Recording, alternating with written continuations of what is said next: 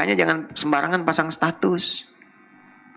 Apalagi pada aspek yang keliru, belum jelas, sudah ngambil kesimpulan, sudah menyebarkan, sudah bikin gosip, itu ngeralatnya susah.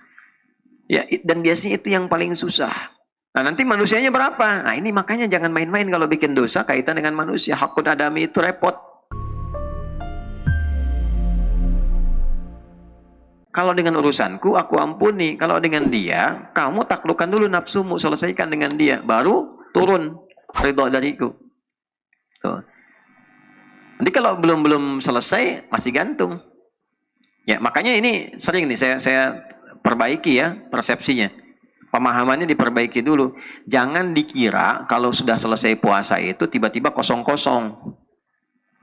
Ya, bisa-bisa 10-0 itu. Kosong-kosong itu kapan terjadi? Dengan dua hal tadi.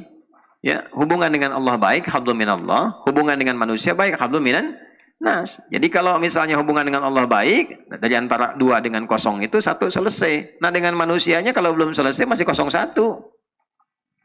Jelas? Itu harus diperbaiki.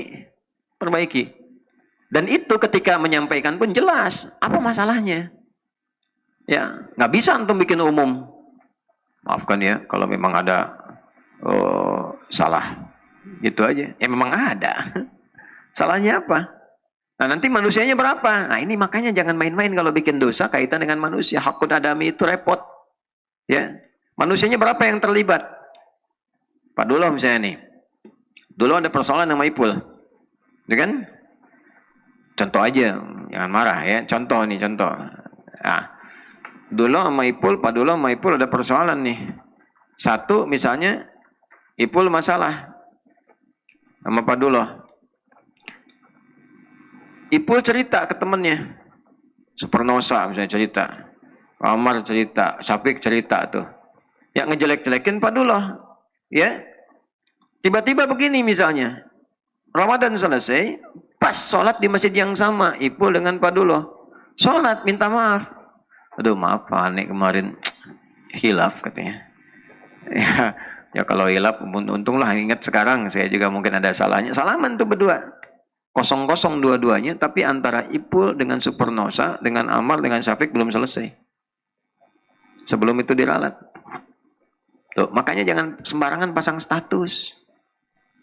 Apalagi pada aspek yang keliru, belum jelas, sudah ngambil kesimpulan, sudah menyebarkan, sudah bikin gosip, itu ngeralatnya susah. Ya, dan biasanya itu yang paling susah. Kalau Pak Duloh begitu tadi mendapatkan fitnah demikian, itu transferan pahala banyak dari sini itu, ya piramid itu sampai ke atas tuh, ya multi level maksiat, gitu kan? Nah, ini yang tuh maksiat, ini dapat transfer pahalanya, yang ini dosa, ikut-ikutan, ya kan? Nah itu yang tidak mudah dan ini yang paling membahagiakan setan. Tertawa aja setan, makin banyak tuh, ya ada reseller nih. Setan paling senang kalau yang begitu tuh. Ya, karena cuma sedikit aja kemana-mana akibatnya tuh. Ya, untuk itulah kemudian dikuatkan kembali sifat tobat itu kalau benar. Yang pertama selesaikan dengan serius. Hubungan dengan Allah selesaikan.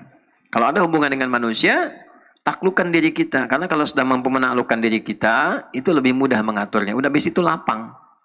Ya terserah, yang penting kita nyampaikan aja. Kan orang juga kalau kita datang dengan baik-baik, dengan cara yang baik, dengan mengharap rahmat dan ridha Allah, Allah berikan juga petunjuk kepada orang itu untuk tidak bersikap sembarangan. Ya, memang awal-awal datang mungkin kalau dosanya begitu besar, nggak ngenakin. Begitu datang, ngelihat Aldi mau datang, punya dosa masalah besar. Baru ngelihat wajahnya, non siap. Saya bukan siapa, saya Aldi. Ini misal kan. Udah, nggak apa-apa pelan-pelan.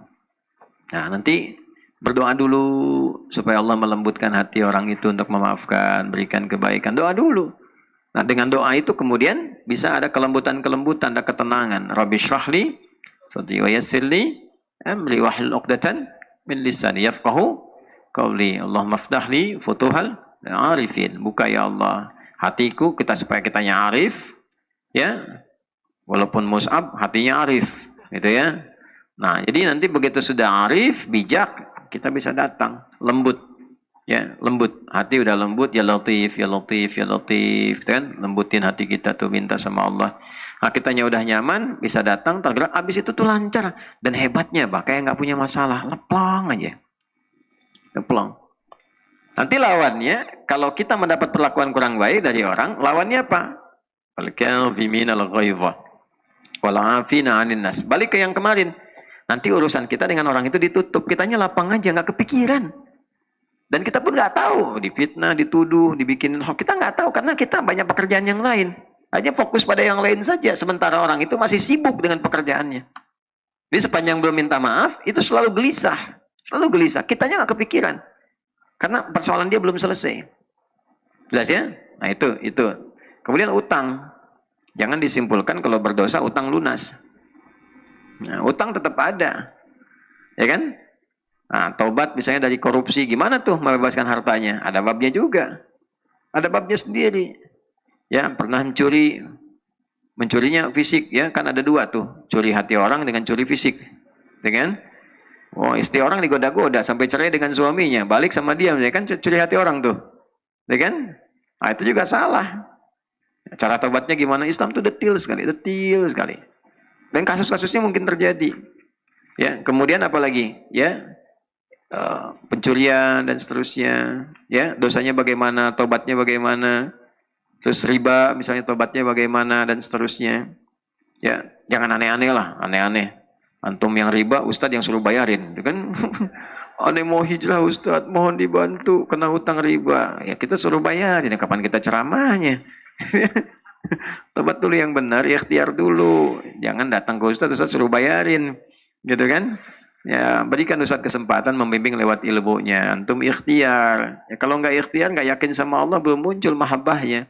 Yang punya rezeki siapa? Allah. Minta doa sama Ustaz. Bayar cari sendiri, ikhtiar dulu. Datang ke Basnas, datang ke mana, konsultasi. Ya, ini sekarang paket lengkap Ustaz itu.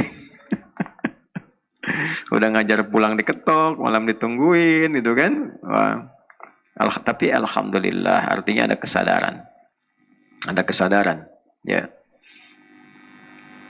Walaupun cara masih belajar dengan yang lainnya. Nah itulah mahabbah untuk mendapatkan rasa cinta. Makanya kita saling mendoakan, termasuk orang-orang yang ada di LP misalnya lembaga permasyarakatan, kita doakan tiap hari, doakan supaya mereka jadi baik, dapat cinta Allah, kan? Sehingga keluar jadi baik lagi. Ya, dan bersyukur karena diisolasi supaya tetap belajar pada kebaikan. Kita doain, jangan pelit berdoa, kan nggak bayar. Ya, Allahumma ighfir lil muslimina wal muslimat itu masih umum, satu-satu. Ya Allah doain, ya pemimpin doakan, ulama doakan, rakyat doakan. Ya Allah siapa di lingkungan kita berikan hidayah, ya orang-orang berlaku maksiat, ya Allah terima tobatnya. Itu mungkin dari sekian banyak. Boleh jadi ada satu dua yang sampai saat kita ikhlas sampai beberapa orang balik jadi baik gitu ya. Nah kalau kita bersikapnya seperti itu insya Allah baik. Walaupun selalu akan menghadapi ujian, itu biasa dalam hidup.